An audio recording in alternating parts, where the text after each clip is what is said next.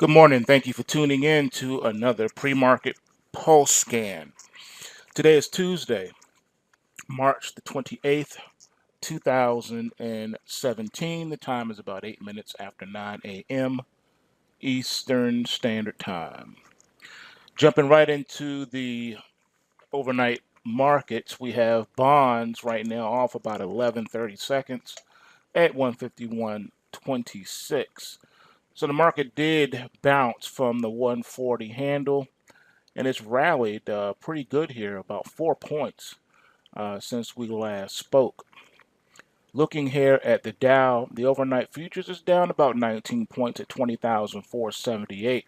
So 20,000, that 20,000 support seems to be holding up rather nicely, and I think we're going to make a run toward 21,000 here shortly and get up to 22 and possibly 23, probably by the end of the summer.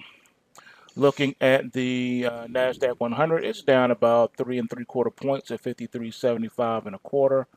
S&P down 3 points at 23.55 half. The Nikkei's down 35. Crude oil right now is up 55 cents at $48.27 and a half. The U.S. dollar has just continued to plummet. We're at the 99 handle, about to break into 98. I mean, just ridiculousness. Just like I told you weeks ago, I told you that that's where it was going to go. I did warn about that. However, I still hold to my target, all things being equal, that that dollar and along with Bitcoin are going to surprise people to the upside by the end of the year. I'm still holding to that. All right, looking at gold. Gold hit 1258 in the overnight markets. Right now, we're at 1256. I'm sorry, we're at 1258.10, holding steady, up $2.40. Silver hit $18.19 overnight, and right now we're at 18, and we're right at the high, 18.19, right at the highs, and it's up. Looks like what, 77 cents, something like that. So it's doing good. It's doing good from where we were. Natural gas holding above $3. We're at 305 right now. I told you that was going to happen. It's very interesting because the the front month on the mini, we're now in the May contract.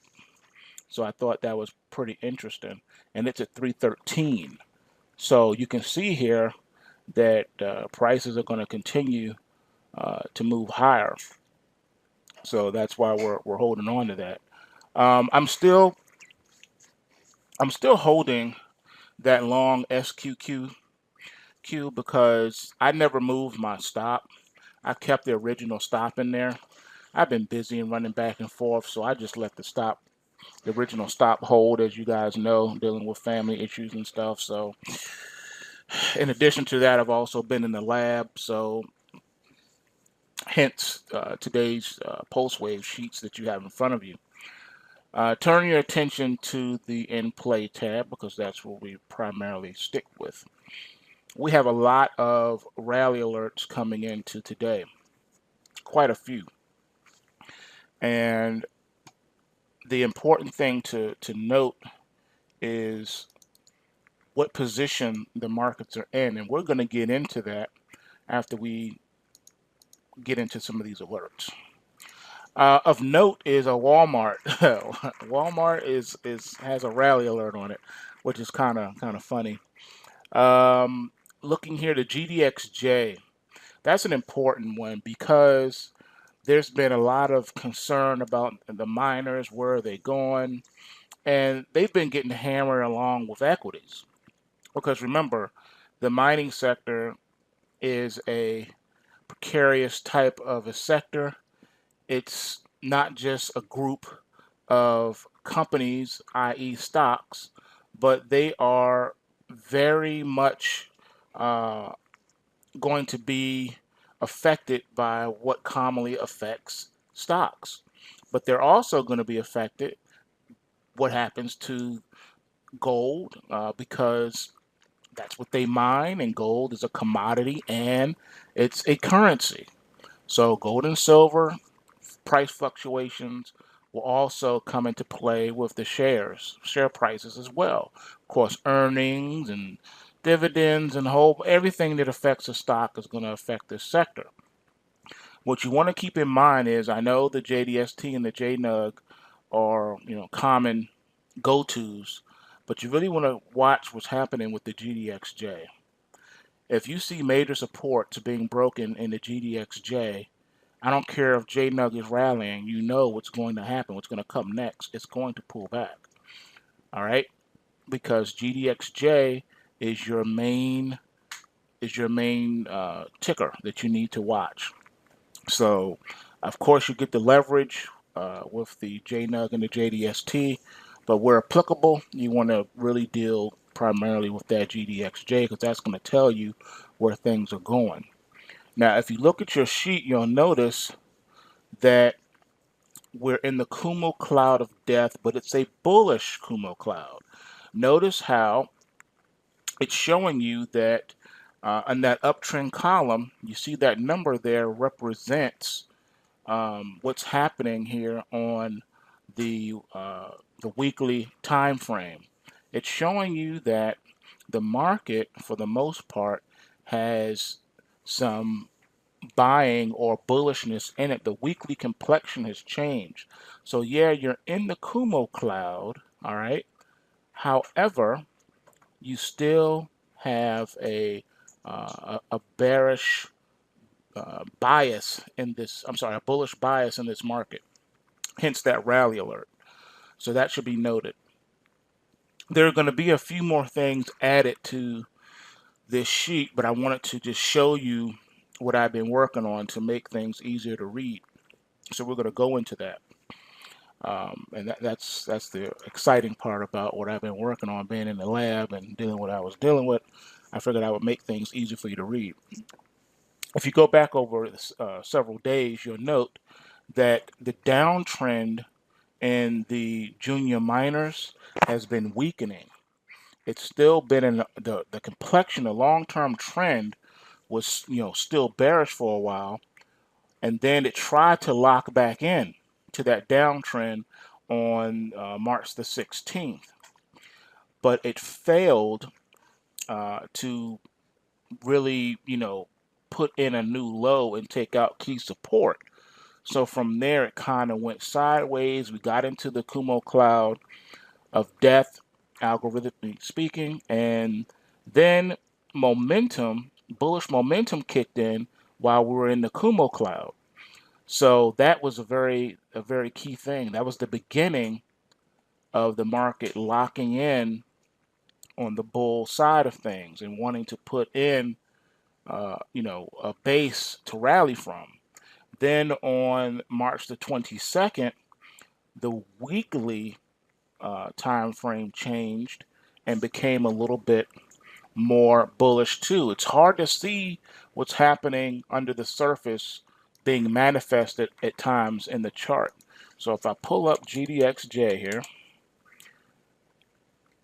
I'll show you why sometimes it can be difficult to read what may be happening right before your eyes, but you just can't see it because you're just looking at a chart. All right, so looking at the daily chart, it looks like, from this initial thrust, you've just been kind of going sideways, but you haven't taken out any key supports. You have not closed below any key supports, and then you bounce from there, even though you pull back on the intraday. So what it's hard to see just looking at here at the chart. That's what you have the algorithms for. So you can see within the market depth what's been happening. And you can see the trajectory here, even though you're in the Kumo cloud of death. So the market still has pent up bullish energy in it, and it's been secretly creeping up, even though it's hard to see that here. Let's pull up the weekly time frame. The weekly complexion changed as well. Yeah, you took out some supports here, but then it pushed itself back up again. And it's still inside the Kumo cloud, and it's kind of elongating a bit, but you have pent up energy. So it's showing that on the momentum side of things, the market wants to start building a base for another leg higher. So here's your initial thrust, here's your pullback, and then the next thrust will go up here and should put us well into the $50 range in the minors. This is just the order flow and the direction that it seems to be going in right now. So I wanted to point that out for the minors because there have been a lot of questions about that. All right, looking for, let's see, we also have a rally alert in Pretty Ricky. So Pretty Ricky is trying to follow suit with the GDXJ as it should. It wants to follow the index. And yes, it's been in a corrective mode from its bearishness, but the weekly complexion is starting to change. And this normally shows that we're in the beginning stages of a turn, meaning that the bottom should be found here in Pretty Ricky shortly, and we should rally. So basically, if these rally alerts play out today, you'll start to see a picture being painted of what I've been telling you. So the uptrend and downtrend alerts have been augmented to show these changes as they are occurring. For instance, go down here to NAC, which also has a rally alert. Notice the reading in the uptrend column. That's a reading showing you that if you looked at a chart, all right, the bullish picture is still there. However, it's showing you that it has been weakening. If you look at the downtrend column, you'll see that the market's been in a retracement off of its highs. It's been showing you that this uptrend has been weakening and disintegrating. That complexion is changing, and the market is locked in and has been locked in on the downtrend, on the bear side of things. And if you look at your momentum column, you see under that negative momentum, you see the market is locked in on the downside. The rally alert suggests that we may be getting close to a bottom. All right. We have not arrived there yet. So the rally alert is just alerting you to what's been happening. So if you look at the columns correctly, you'll see a weakening situation of the bull trend, which has been for some time now. You see you're locked in on that downside. All right. So your intermediate trend has been down. And you see we're locked in on the negative momentum side. The only thing here that tells you that a breakout may be coming is because you got that rally alert. So as you can see, some configuration changes to help you see and gauge a better idea where things may be bottoming out at or topping out at. If there are shifts in momentum, changes in the overall construct within the trend, that's what I'm attempting to show you here through the algorithms to give you a little bit better read, because sometimes things can be hard to read. Should I buy this? Should I sell this? And this kind of helps remove some of the the weirdness out of it. Look at the coffee futures. The next one. Look at that ticker KCC1. You see that? Now notice here on the downtrend, it's showing you that you are in a corrective position right now. And you have been in this market, right? So it's been in a bear market, but that bear market's in a corrective phase right now. Negative momentum still locked in. You got a rally alert, but you have nothing else on that uptrend side, meaning that there has been no shift in momentum yet. No shift in momentum. The momentum is still negative. It's still locked into the downside. But that rally alert has you to stand and take notice, because if it triggers today, then it means that we're now in a situation of putting in a short-term bottom. It doesn't mean the market's going to turn. It just means this is an opportunity to take advantage, because there's going to be some liquidation here, meaning that those who have been short are planning to take some profits here. So there should be an upward thrust for you to be able to get long and take advantage of and ride it until it's over. Pretty slick, right? Looking at a chart, you wouldn't just be able to see that. And let me give you an example of what I mean by that. sometimes it's hard. It's good to have some examples that you can take a look at and see what's what. All right, it's not coming up. That means they have changed the symbol. Hold on, let's see. That is odd. That is a universal symbol. So let's see.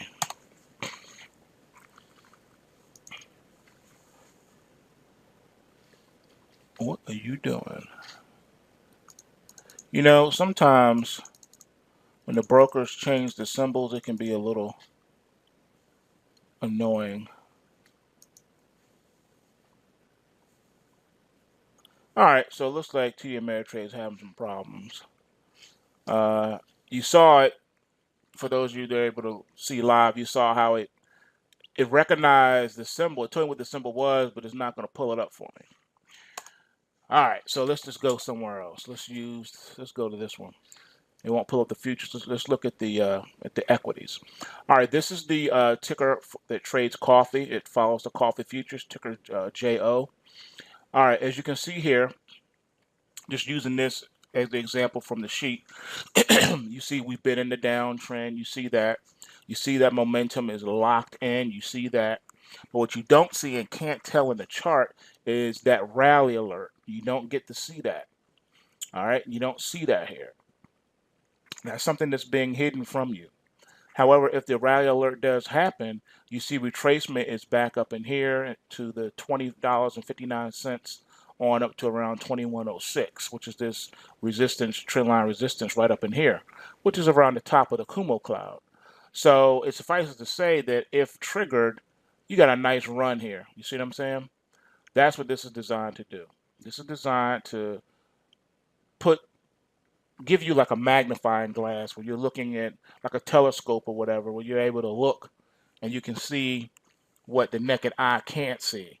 So when you put it under the powerful microscope, you can see now, hey, what's that? Oh, I can see a cell, a single cell organism. I can see the paramecium. I can see the nucleus. I can see all these organisms I couldn't see before with the naked eye.